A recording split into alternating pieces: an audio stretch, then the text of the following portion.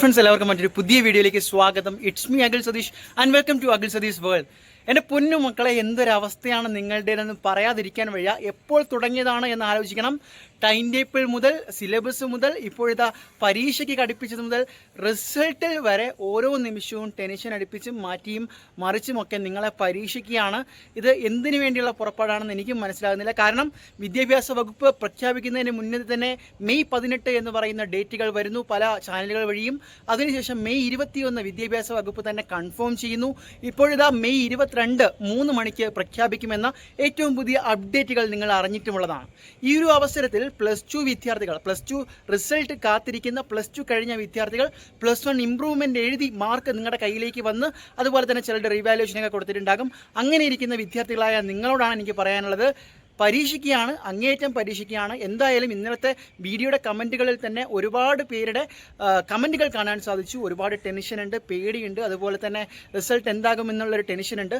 പല physics, chemistry പോലുള്ള വാല്യൂഷനൊക്കെ എങ്ങനെയായിരുന്നു, എളുപ്പമായിരുന്നു എന്നൊക്കെ. നമുക്ക് വരുന്ന ഏറ്റവും പുതിയ വാർത്തകൾ, അപ്ഡേറ്റുകൾ എന്ന് പറയുന്നത് 2 പ്രധാനപ്പെട്ട കാര്യങ്ങളാണ് ഈ വീഡിയോയിലൂടെ പറയാനുള്ളത്.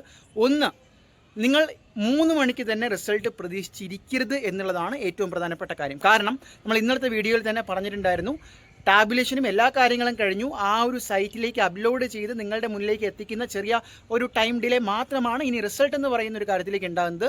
അത് നമ്മൾ മെയ് 21 പറഞ്ഞിരുന്നത്, പക്ഷേ ഇപ്പോൾ മെയ് 22 ആക്കി. ചില സാങ്കേതിക തടസ്സങ്ങളാകാം. ഒരു പക്ഷേ മെയ് 22 തന്നെ 3 മണിക്ക് റിസൾട്ട് അനൗൺസ് ചെയ്താലും നിങ്ങളിലേക്ക് എത്തുമ്പോൾ, അല്ലെങ്കിൽ പോർട്ടൽ വഴി നമുക്ക് ചെക്ക് ചെയ്ത് അറിയുമ്പോൾ 4 മണിയോ 4:30 ആകാനുള്ള ഒരു ചാൻസ് ഉണ്ട്. അതുകൊണ്ട് തന്നെ കൃത്യമായിട്ടുള്ള ആപ്പുകൾ, എങ്ങനെയാണ് റിസൾട്ട് ചെക്ക് ചെയ്യുന്നത് എന്നുൾപ്പെടെയുള്ള ഡെമോ വീഡിയോകൾ നമ്മൾ ഉടൻ തന്നെ ഈ ചാനലിൽ അപ്ലോഡ് ചെയ്യുന്നതായിരിക്കും. അത് ഒന്നാമത്തെ കാര്യം. ഇനി രണ്ടാമത്തെ കാര്യം, മാർക്ക് കുറയുമോ കൂടുകയോ എന്നുള്ള ഒരു ടെൻഷനാണ് നിങ്ങളുടെ മുന്നിലുള്ളത്. അപ്പോൾ നിങ്ങൾക്ക് തന്നെ അറിയാം, +2 നിങ്ങൾ നോക്കാൻ പോകുന്നത്, ഇപ്പം ഞാൻ പറയുന്നത് സ്റ്റേറ്റ് സിലബസുകാരുടെ കാര്യമാണ്. 1200, അത് ഏത് വിഷയം എടുത്താലും, സയൻസ് ആയിക്കോട്ടെ, ഹ്യൂമാനിറ്റീസ് ആയിക്കോട്ടെ, കൊമേഴ്സ് ആയിക്കോട്ടെ, 1200 അതിൽ 540 നിങ്ങൾ ഓൾറെഡി എന്ത് ചെയ്ത് കഴിഞ്ഞു? +1 കിട്ടിക്കഴിഞ്ഞു. ഇമ്പ്രൂവ്മെൻറ്റ് കഴിഞ്ഞ് വന്നപ്പോൾ അതിന് മാർക്ക് വ്യത്യാസം ഉണ്ടായിരിക്കാം. ബാക്കി നിങ്ങൾ പ്രാക്ടിക്കൽ ഉൾപ്പെടെയുള്ള പരീക്ഷകളിലൂടെ 660 മാർക്ക് നിങ്ങൾ +2 നിങ്ങൾ സ്കോർ ചെയ്യുന്നത്. ഇത് രണ്ടും കൂടി കൂട്ടി 1200 ഓരോ വിഷയങ്ങളായിട്ട് അതിൻ്റെ grade, C mark, total mark, in case എന്തെങ്കിലും ഗ്രേസ് മാർക്ക് അവാർഡ് ആയിട്ടുണ്ടോ അതും കൂടി ചേർത്തിട്ടാണ് നിങ്ങളുടെ ഫൈനൽ ആ ഒരു പരീക്ഷ കഴിഞ്ഞിട്ടുള്ള നിങ്ങളുടെ സർട്ടിഫിക്കറ്റ്, +2 സർട്ടിഫിക്കറ്റ് കിട്ടുമ്പോൾ വരുന്നത്.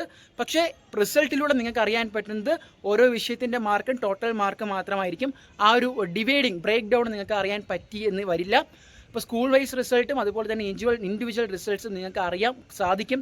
അപ്പോൾ കൃത്യമായിട്ട് മനസ്സിലാക്കുക, പാസ് മാർക്ക് എത്രയാണ്, അതുപോലെ തന്നെ ഓരോ ഗ്രേഡിനും വേണ്ടിയുള്ള എത്രയാണ് നിങ്ങളോട് ഞാൻ പറഞ്ഞിട്ടുണ്ട്.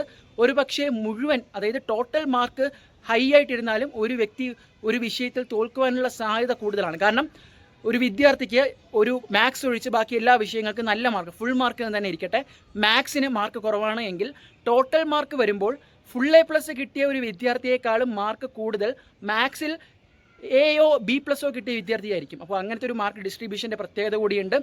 അപ്പോൾ എങ്ങനെ അതിനെ അനാലിസിസ് ചെയ്യാമെന്നും, ഇനി ഇത് വന്നാൽ ഉടനെ തന്നെ നിങ്ങൾ എടുക്കേണ്ട തീരുമാനം റീവാലുവേഷൻ കൊടുക്കണമോ വേണ്ടോ എന്നുള്ളതാണ്. അത് കഴിഞ്ഞ് മറ്റ് വിഷയങ്ങൾക്ക് +2 സേ ഉണ്ട്, അതായത് മാർക്ക് വളരെ കുറവുള്ളവർക്ക് അതിൻ്റെ എല്ലാ അപ്ഡേറ്റുകളും തരും. ഈ ഡേറ്റ് മാറിയത് നിങ്ങളുടെ കുറ്റം കൊണ്ടോ നമ്മുടെ കുറ്റം കൊണ്ടൊന്നുമല്ല, നിങ്ങളുടെ ബാച്ചിൻ്റെ ഒരു സ്വഭാവമാണെന്ന് മനസ്സിലാക്കുക. ടെൻഷൻ അടിക്കേണ്ട, നിങ്ങൾ പ്രതീക്ഷിച്ച മാർക്കുകൾ തന്നെ കിട്ടും. മറ്റൊരു വീഡിയോ ആയിട്ട് കാണാം. ടാറ്റ.